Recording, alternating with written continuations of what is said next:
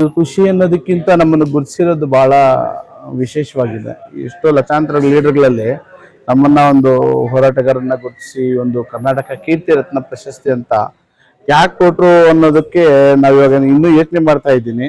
ನಿಜವಾಗ್ಲೂ ಅವ್ರು ಹೇಳ್ದಂಗೆ ನಿಮ್ಗೆ ಯಾವ ಪ್ರಶಸ್ತಿ ಕೊಡ್ಬೇಕು ಅನ್ನೋದು ಗೊತ್ತಾಗ್ಲಿಲ್ಲ ಸರ್ ಅಂತ ಹೇಳ್ಬಿಟ್ಟು ಅವರೇ ಆಯ್ಕೆ ಮಾಡಿ ಕರ್ನಾಟಕ ಕೀರ್ತಿ ರತ್ನ ಪ್ರಶಸ್ತಿ ಅಂತ ಕೊಟ್ಟಿದ್ದಾರೆ.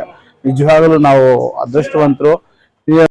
ಇಡೀ ರಾಜ್ಯದಲ್ಲಿ ಇಡೀ ದೇಶದಲ್ಲಿ ನಾವು ಸೇವೆ ಮಾಡುವಂತ ಗುರುತಿಸಿ ಇವತ್ತು ನಮಗೆ ಒಂದು ಪ್ರಶಸ್ತಿ ಕೊಟ್ಟಿರೋದು ಏನು ನಮ್ಮ ಜನಸಿರಿ ಫೌಂಡೇಶನ್ ಸಂಸ್ಥಾಪಕರಾದ ನಾಗಲೇಖ ಅವರಿಗೆ ಮತ್ತೆ ಅವ್ರ ತಂಡದವರಿಗೆ ಹೃದಯಪೂರ್ವಕವಾಗಿ ಅಭಿನಂದಿಸ್ತೀನಿ.